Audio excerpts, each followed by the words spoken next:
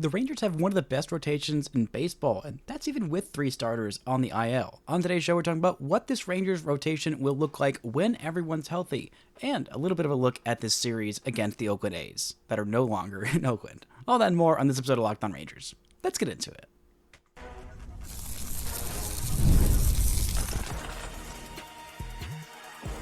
You are Locked On Rangers, your daily Texas Rangers podcast. Part of the Locked On Podcast Network, your team every day.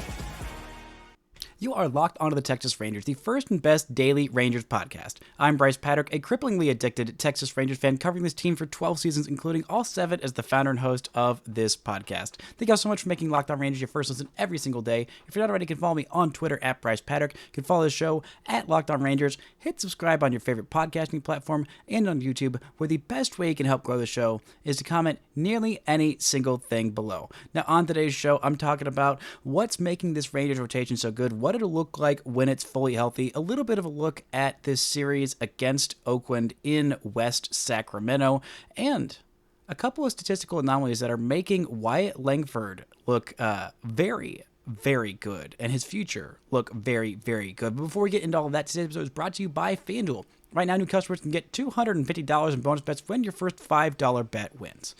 Now, right now, the Rangers have one of the best rotations in baseball. As of this weekend, the Rangers have the best rotation ERA in the American League, second only to the New York Mets. The Rangers bullpen has also been very good, but right now, basically every starter that has been starting has been awesome, or at least had a couple of awesome starts. I mean, there were real questions about Patrick Corbin when the Rangers signed him after having 2 major injuries to 2/5 of their opening day starting rotation. It was going to be Jon Gray and Cody Bradford, both of whom I was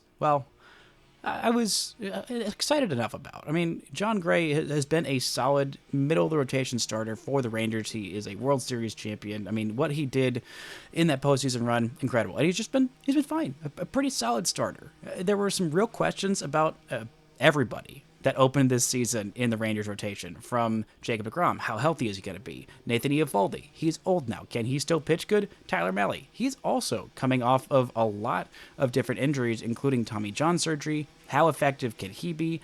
Jack Leiter, Kumar Rocker, while they're young, are they actually really ready to step into a big league rotation? And Patrick Corbin, he's been really bad, so can he be not bad for this Ranger rotation? But all of these guys have been at points very good. Rocker has been the shakiest of the group, but he just came off of a 7-inning, 3-run start, his first win as a major leaguer, and he looked exceptional against the Angels. We will see him this week in the series against Oakland in West Sacramento, Yolo County.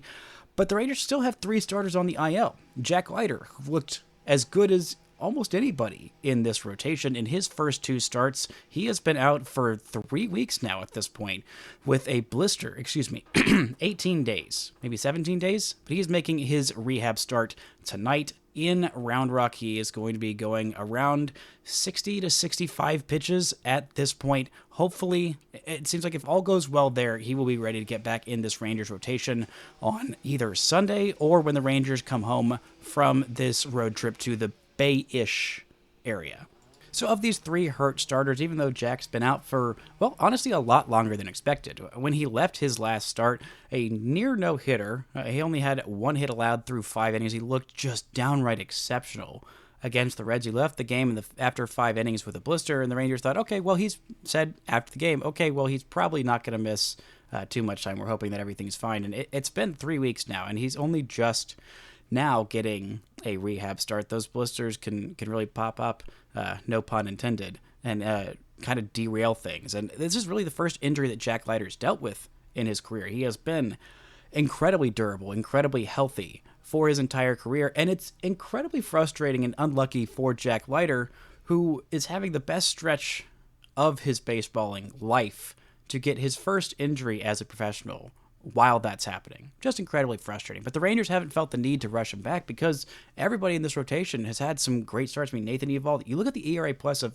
everybody in this rotation, outside of Kumar Rocker, their ERA plus, they've been at least above average. Right now, Patrick Corbin's is the second lowest. Rocker's is at 61 ERA plus, where 100 is average. Patrick Corbin's at 103. Jack Leiter at 442.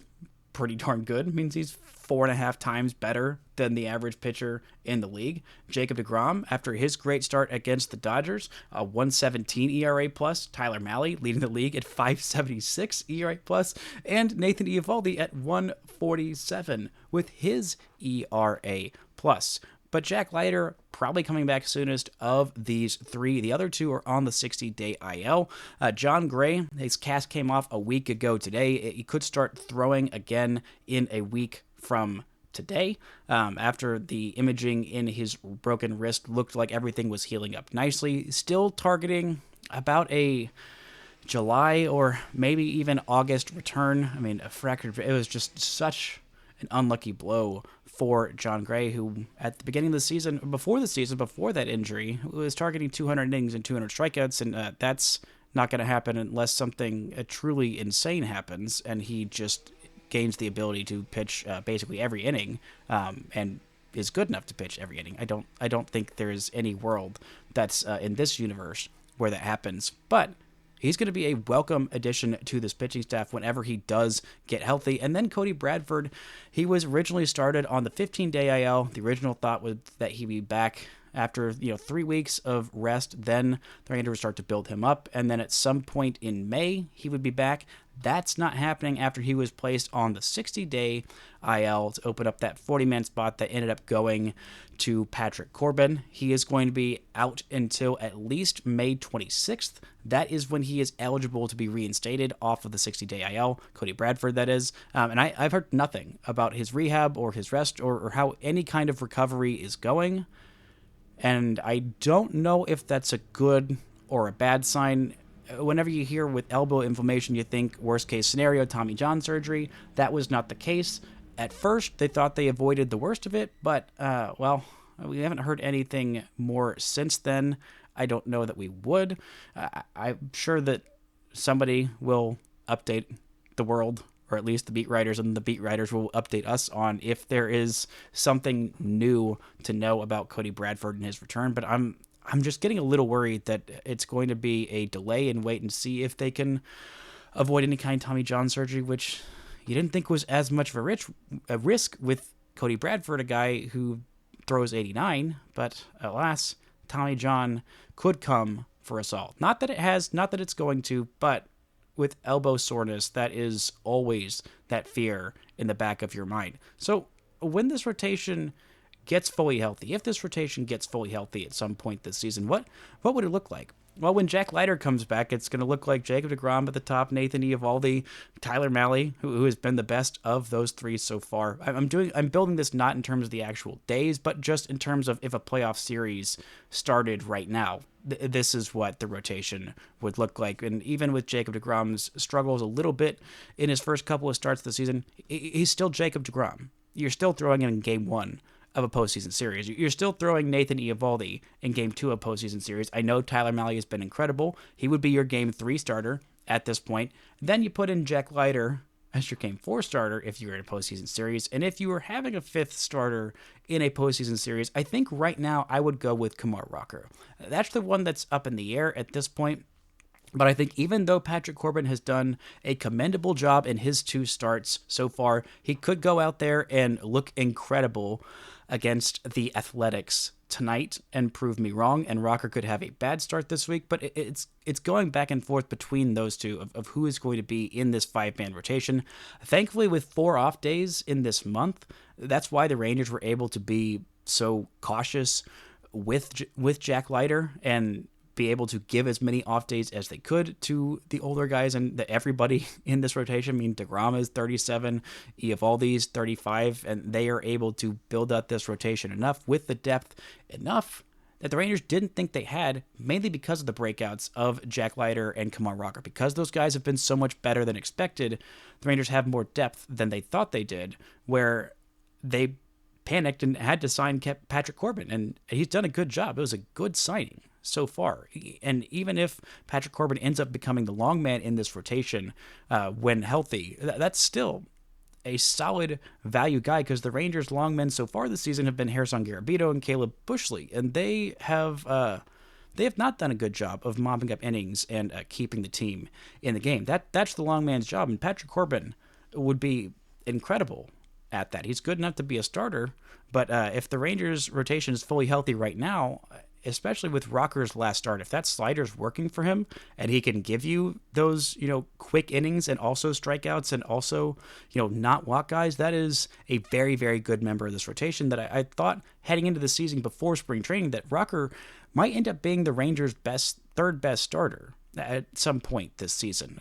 With Tyler Mahle's breakout and Eovaldi looking amazing and deGrom looking great and Leiter looking great, maybe he's the Rangers' fourth or fifth best starter. But if this rotation was fully healthy, that's what I'd put it at this point, even if Jon Gray gets healthy. If all these guys keep looking like they're looking, I might even slot in Gray maybe behind Patrick Corbin. And with Cody Bradford, I think he might end up being the Rangers' long man if the Rangers had a fully healthy rotation right now. You slot Jon Gray in, maybe he comes back a little faster if he's in the pen. But then you look at this pen, and this bullpen doesn't have a weak link either. I mean, you look at the guys who are pitching in leverage situations, and at worst, the worst guy in this Rangers pen right now that's pitching in any kind of leverage situation has a 1.19 ERA plus.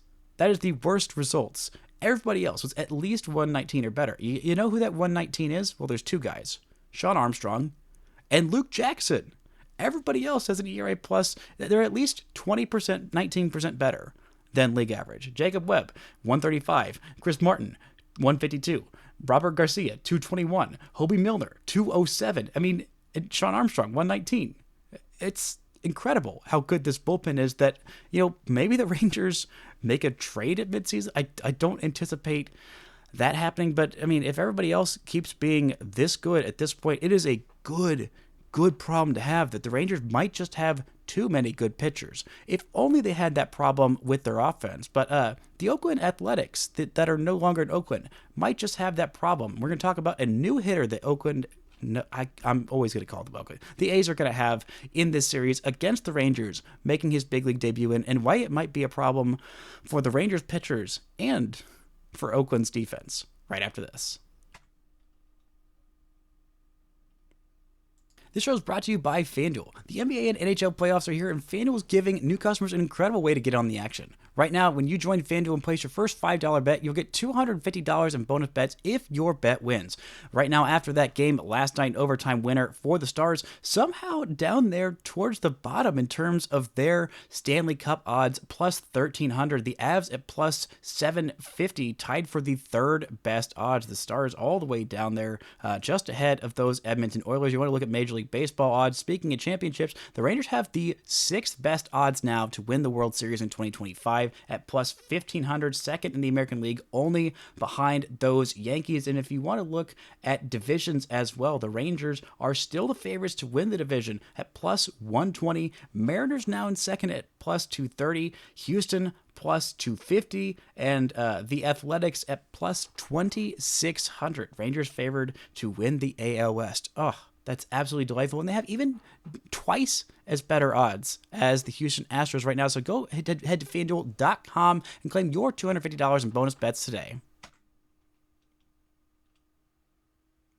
Shout out to the Everydayers making Locked On Rangers your first listen every single day. On tomorrow's show, I'll be back and talking about this Patrick Corbin start against the Athletics. Also, you can check out the Rangers postcast. Jeff Biggs keeps you covered right after those games. So if you're wanting to hop in live for a postcast, go check out Jeff Biggs. He does great work there after every single game. Now, the Rangers have a couple of games not in Oakland this week, not in completely the Bay Area. They are in West Sacramento playing against the Athletics, who will have a new face on their roster. Their top prospect is coming up, a guy whose name I have to pronounce very, very carefully. Their first round pick in 2024, fourth overall out of Wake Forest University, a first baseman, Nick Kurtz.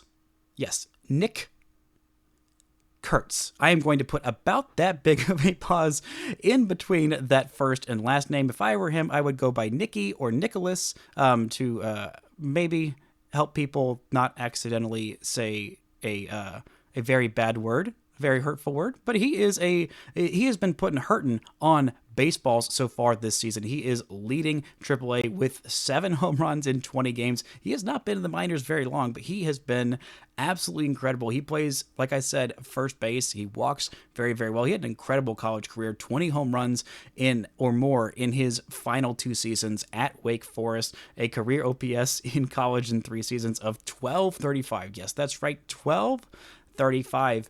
But the A's, their problem is not hitting, but they are adding a little bit more depth to their hitting. Right now, who's playing first base for the not Oakland Athletics? Tyler Soderstrom, who is 23 years old, who was a catcher, is no longer catching, is just hitting dingers. 9 home runs, leads all of baseball. Right now, a 1,005 OPS, average 2 points shy of 300.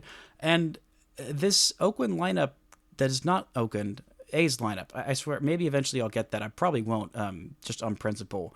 But this A's lineup, their team's problem is not hitting. It is just with the pitching. Their lineup bangs. I don't think they have enough depth to sustain a run to be very, very good. Right now, they're at the bottom of the AL West, not by much, just half a game behind the Houston Astros, who are in 4th place in the AL West. But you look up and down this lineup, Shea Langeliers is an exceptional catcher. Tyler Soderstrom has been amazing. Jacob Wilson, who is a guy who hit 400 for his career in the minors, never, ever, ever swings and misses. 3 strikeouts at 82 plate appearances so far this season, hitting .354. He plays shortstop. He bangs. He is a good hitter. JJ Bleday is fine. Had a good season last year. Lawrence Butler, very good young player. Brent Rooker, very good, not as young player at 30 years old. I like to still say that's young because he's younger than me. And that is a moving bar that will continue to move up as I get older. But you look at the rest of this A's offense, and it has some question marks. Miguel Andujar is having a nice start to the season. I don't know that I trust that to hold up. Luis Arias has performed well. But the rest of this A's lineup, I just don't think it's deep or good enough to sustain this level of success. And Brent Rooker is a DH. They already have a first baseman. I don't think Tyler Soderstrom is going to go back to catching anytime soon. I don't think Tyler Soderstrom is going to play anywhere other than first base. So maybe Kurtz is going to play in left field over Andujar, or maybe Brent Rooker is going to play the outfield. It's going to cause some problems for their defense, but with what he brings offensively, I didn't think he was going to stay in the minors much longer. It seems like he will be making his big league debut at some point as I believe he is a left-handed hitter. He is a left-handed hitter, so I don't know if he'll end up making his debut tonight against the lefty Patrick Corbin on the mound. But that means his big league debut will come either against Kumar Rocker. That seems much more likely than it coming against Jacob deGrom in the finale of this series. It will be on Tuesday's game, Patrick Corbin versus Osvaldo Bido, who has been pretty decent. I think it's not great.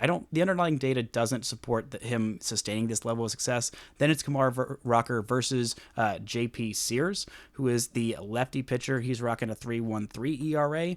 And then Jacob deGrom versus JT Ginn. Not Ginn, like I said earlier, but JT Ginn. This A's roster has been fine. I think it's going to be scrappy. I'm not that big a believer in what most of this rotation is doing. I think Jeffrey Springs is going to be better than his 5.6 ERA. I don't think Luis Severino is going to continue to pitch, 6 innings in every single start. He's been overall pretty good his last couple starts, or a rough first couple. But the likes of, the middle of this rotation to the back end of this rotation, guys like JP Sears, guys like Osvaldo Bido, JT Ginn, Joey Estes. Estes is now out of the rotation after a really, really bad first couple of starts. I don't know that this team has enough depth to sustain like an actual AL West run against a team like the Rangers. I mean, they got Mason Miller in the back of the pen. He still hasn't allowed an earned run so far this season. Justin Sterner hasn't allowed an earned run so far this season. Tyler Ferguson pitching in leverage situations for him. He's got a .93 ERA, but when you've only got 3 good relievers, and it seems like they only do have 3 good relievers at this point, it is going to be difficult to sustain that level, any level of success. And even with their hitters hitting out of their minds, and it seems like the starting pitching performing a little bit over their skis, they've still managed only a 10-12 record to this point in the season. For some reason, Baseball Reference gives them a better postseason chance than the Rangers, and a 4 times better chance to win the World Series. Right now, the A's have a 24.3% chance to make the postseason per Baseball Reference and a 0.4% chance to win the World Series. And the Rangers have, the Rangers do have a better World Series chance. Just a couple days ago, it was at 0.1% chance to win the World Series. I don't know why, but the Rangers do have lower postseason odds at 20.1% to make the postseason, despite having a significantly better record than the A's, being in first place in the division as opposed to last place in the division. That's just an interesting thing that I don't know why Baseball Reference's percentages are always so wonky early on in the season. But Nicholas Kurtz is going to be an interesting addition to this Oakland, not Oakland, West Sacramento, Yolo County A's lineup. It is going to be an environment where hopefully the Rangers can get their bats to come alive against a pitching staff that's not that great, against in a park that has been pretty darn hitter-friendly. The Rangers could use a hitter-friendly park with how their offense has been performing so far in this season. Hopefully we can get a hit. We can see a hit from Jock Peterson at some point in this series. Probably not going to start the middle game against a lefty on the mound, but might end up getting a pinch hitting appearance at some point this series. But the rest of these Rangers bats really, really need to get going. It is going to be difficult for the Rangers to continue to hold these hitters down, especially with the two of the guys that are pitching in this series having some previously rough outings. I think that this is going to be a good challenge for Kumar Rocker to see, hey, can you do that again? A good challenge for Patrick Corbin to see, hey, can you do what you just did against a team with an offense that was really, really hot heading into that series? Can you cool those bats down and work and build off of what you did in your last start? Rocker's a little bit more important for the long term, that he keeps building on those last starts. But for right now, the Rangers need to keep winning, because this AL West is not as bad as it was last year. And this Athletics team is really an indication that shows how deep this AL West is this year. But speaking of depth, mainly talking about this lineup and the Rangers, and it's a statistical anomaly about Wyatt Langford that makes me think, and one writer at Baseball America think, that he's going to be pretty darn good for a very, very long time. I'll tell you what it is and why Justin Harris is going to stay at the big league level right after this.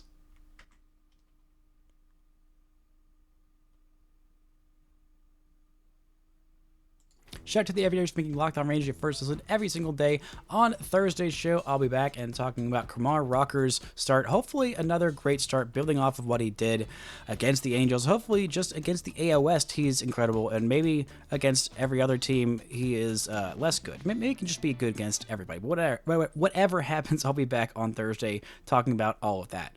There's an article written in Baseball America on their website by Eli Ben Porat, I believe that is the pronunciation on his name, but it was talking about MLB players with eye-popping StatCast data, and he talked about Wyatt Langford on there, and you look at his Baseball Savant page, and it's pretty good. It's not anything. There's nothing in the top 10% of baseball when you look at his sliders down there. His sprint speed is just outside the top 10%. The bat speed is in the top 15%. You know, the xWOBA, the X slugging, both those in top 20%. Same with his overall batting and fielding run value.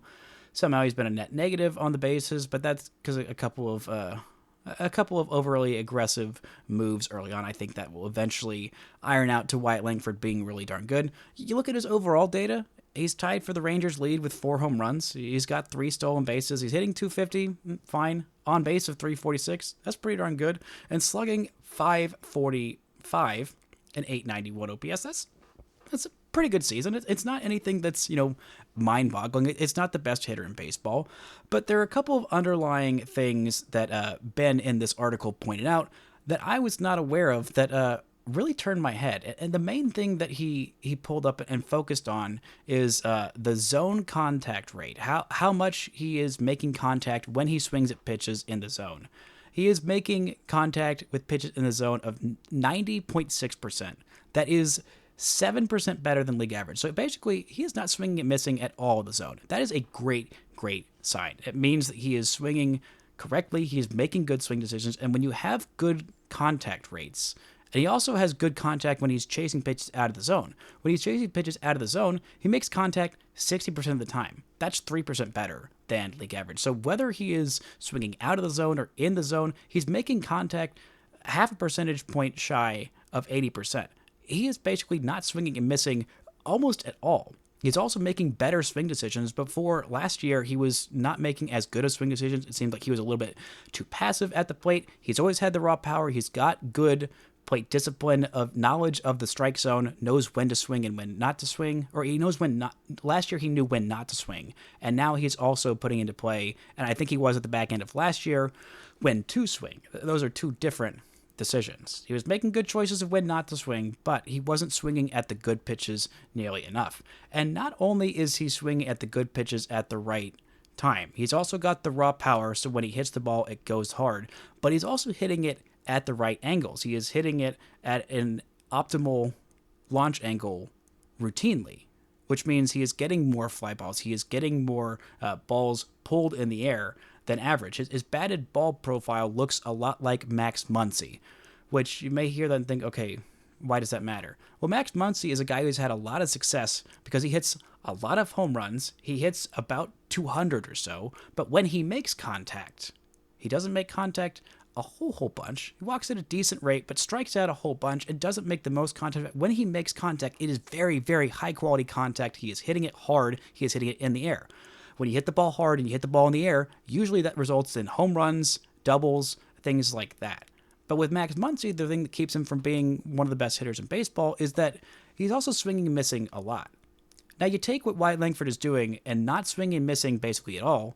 He's not expanding the zone, and when he is expanding the zone, he's doing it on pitches he knows he can do damage on, and he's also hitting the ball hard, and he's also hitting the ball in the air, and also he has elite speed, so that's going to lead to a whole lot more success for Wyatt Langford, not just in terms of hitting for average, but also hitting for power. The reason to think that he's already got a 545 slugging percentage right now. There's a lot of reason to think that's going to be better. He's only hitting 253 right now. There's a lot of reason to think that's going to be better. And the quote that I want to leave you with that Ben wrote to cap off his part about Wyatt Langford that really, really stood out to me. He said, Langford's top line damage metrics are shockingly close to Muncy's across the board, but he's doing it while making considerably more contact against all pitch types. Muncy has a career, he's basically 24% better than league average at 124 WRC plus, including 4 seasons of 35 home runs or more. That's Max Muncy doing it while not making contact, but Wyatt Langford is doing it while making contact. He said, so now imagine if Muncy also had elite bat to ball. That's Langford. Also, by the way, Wyatt Langford has elite defensive value and elite speed, something Max Muncy does not have. He said, he closed it out with this sentence. He said, if I had to choose one player that I would be somewhat confident could be a perennial 300 hitter with 30 or more home runs, it's Langford. That is a huge, huge sign of confidence. This is a very smart publication. This is a lot of very, very compelling data saying Wyatt Langford. This is basically the reason why everyone for the last year plus, basically since the Rangers have drafted Wyatt Langford, has said, oh, this guy could be special. I mean, this is special. You combine elite plate discipline with elite power, elite glove, elite speed, and elite contact rates. Like, those are all the things that you do to be a good baseball player. Like, that's everything. That's the whole package. That's why Wyatt Langford seems so special. You may see, oh, well, he's hitting 251. He's got an OPS that's, not even at 900 right now, and he only plays left field. Like, what? How is that good a player? That's why that's that good a player. That's why Wyatt Langford should be hitting third in this Rangers lineup, right behind Corey Seager as that protection. But that's why there's a lot of projection left for Wyatt Langford, and he's already performing incredibly well. And a guy who's performing incredibly well so far in his big league tenure, that is Dustin Harris, a guy who I talked a little bit in the end of yesterday's show about. I just want to get a little bit more into Dustin Harris and why I think he's going to stick for at least the next couple of weeks. And I think he should be the Rangers' everyday starter against right-handed pitchers over Leody Taveras at this point. Leody Taveras has had good defensive value, but he's not providing that. He's only providing value really on the bases and with some bunt and singles. But with Dustin Harris, he had been a top 20 Rangers prospect. I think I might have left him off of my Rangers top 30 prospects heading into the season. But he might be towards the bottom. I can't remember right now off the top of my head. But this was a guy who was a player to be named later in the Mike Minor trade to these same Athletics. He was acquired back on, it was made official in September 18th of 2020. The Rangers traded Mike Minor on August 31st of 2020. So the Rangers needed some extra time to scout. And Dustin Harris immediately was a top prospect in this Rangers system. He was a guy who played the corner infield. He's always been a guy who has been very athletic. He has always been a guy who has worked more than his fair share of walks. He had not been a guy who had done well defensively. A couple of years ago, actually I believe it was 3 years ago, he made the transition to full-time outfielder, but he's been very fast. The problem with Dustin Harris had been, that kept me from thinking, oh, this is going to be an everyday big leaguer, is that he didn't hit the baseball hard in games. He has raw power. He is a strong, very athletic man. He is very fast. He's gotten much better defensively in the outfield than when he first started there, but he's doing the one thing that he didn't do before. He's going to walk eventually. His walk rate so far in 8 games has not been ideal. It's been fine, but it's not been ideal. His strikeout rate's been a bit high, and yeah, he's going to strike out, but he's playing decent defense in left field and in center field. I think he's going to play a lot more in center field over the course of this season. He is impacting the baseball, though. That's the one thing he didn't do. That was the one thing that was holding him back from being, a top 5 prospect in this Rangers setup. If he starts impacting the baseball hard and consistently, then that is a hugely good sign that Dustin Harris might be a guy the Rangers have to consider in their long-term future. Because if he starts doing the one thing he didn't do, all the other things that he has done, the walk rate, the athleticism, if he's playing decent defense out there in every single outfield spot, this is a guy who the Rangers are going to have to stick around for an extended look at. If he can make the most of it, that is a huge impact, and a guy who might be able to help get this Rangers offense out of his funk. Maybe not all by himself, but he is definitely going to be a big part of this Rangers offense, at least for the next couple weeks, and he definitely should be. That's going to do it for today's show. Thank you all so much for listening and subscribing, and until next time, don't forget to enjoy baseball.